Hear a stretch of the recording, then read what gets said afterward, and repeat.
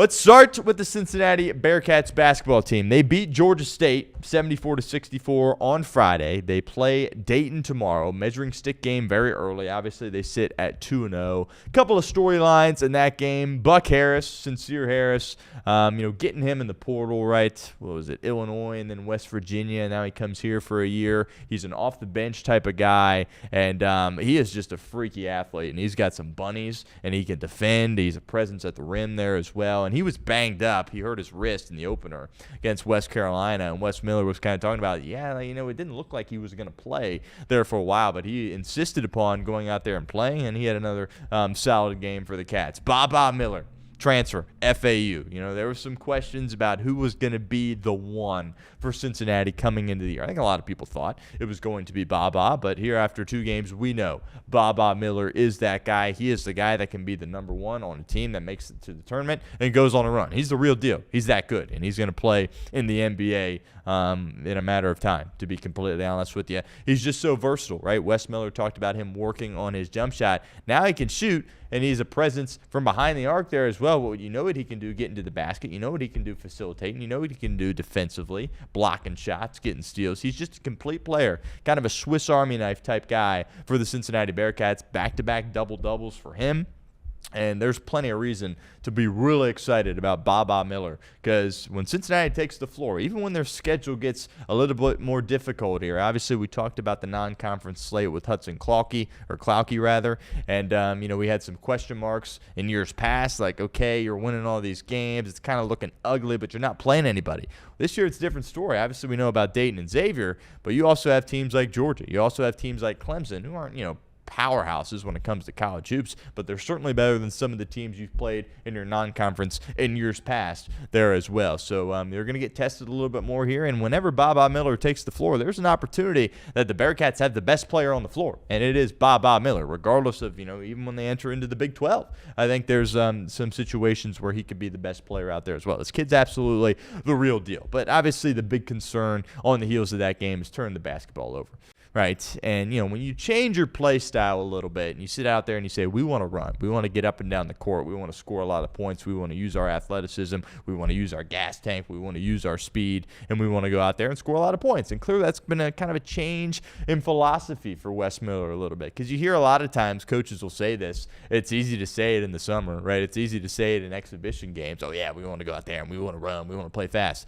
But then when it comes to regular season play, are you actually going to do it? And they're really trying to stick with it. And there's some growing pains that come with that. And Wes alluded to that after the game against Georgia State. Now, it's a completely different team, apart from Day Thomas, of course. But when you're going through a change in philosophy, it can be a little bit bumpy at first. And that's kind of the situation the Bearcats find themselves in. 8 first-half turnovers, and many of those are unforced, right? It's one thing if it's like, well, they're just, the other team, they're doing a great job defensively. They're getting, intercepting passes, getting in the passing lanes, flying around defensively. Not really the case, right? You're seeing a lot of traps. You're seeing a lot of double dribbles, just kind of self-inflicted wounds that's kind of hurting this team, right? Again, 8 in the first half. Kirk Risa, who had a great assist, on one of those dunks there for Baba in the first half, he had 3 turnovers, right? Not ideal there for him. And you had 16 total in the game, and you had 15 total in game 1. So if you're going to continue to turn the ball over at that clip, you're going to find yourself in deep holes when you play elite levels of competition. And Dayton, by no stretch of the imagination, is an elite basketball team. But if you turn the ball over 16-plus times against the Flyers, you're not going to win the game. And I think we all understand that there as well. But Baba Miller, the real deal, the biggest thing, as you're changing your philosophy, you're trying to play a little bit quicker, right?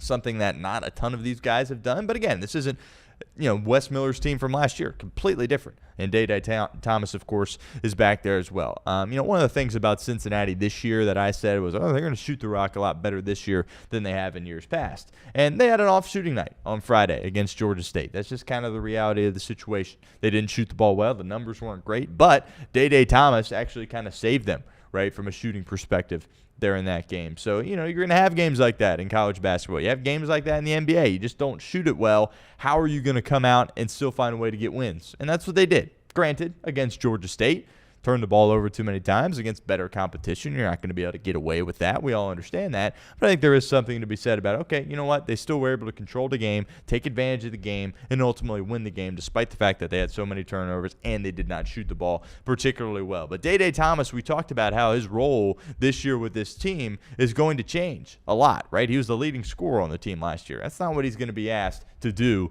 here this year in 2025 for Wes Miller in Cincinnati. But him shooting the ball well in the game on Friday says a lot. He's got that veteran presence. You know, sometimes you're going to find yourself in a situation where it's tight late and you got a bunch of guys that haven't played a ton of basketball together. They're kind of looking around at each other like, what do we do here in this spot? Day Thomas can be that calming force that sits there and says, you know what? Let me run this thing as the point guard. I'll facilitate. I'll keep everybody on the same page, and we'll be all right. And I think that's going to pay dividends, especially as they work their way into the Big 12, right? I think that's one thing. You know, we all sit here and talk about Shon Abaev, the freshman coming in. He didn't score a ton of points in the game on Friday, right? And he hit guys in the portal.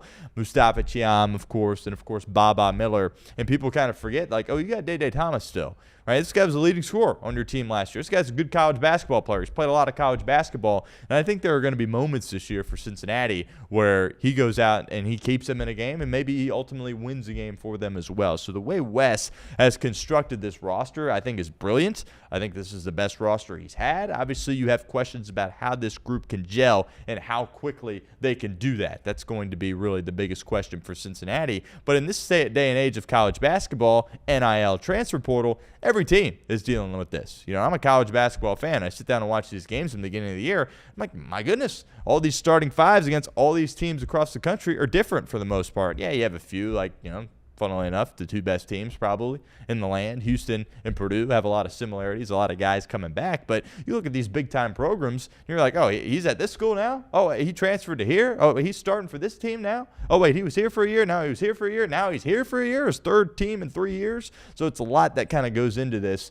And, you know, it can be difficult to get on the same page early in the year, but I cannot wait for tomorrow's game on Tuesday, a real measuring stick opportunity. Again, we don't know how good the Flyers are either, but we do know one thing for certain. They're a heck of a lot better than Georgia State and Western Carolina there as well. So we'll see where this Cats team is at against better competition, how they handle the pressure, the lights, especially if it's tight late.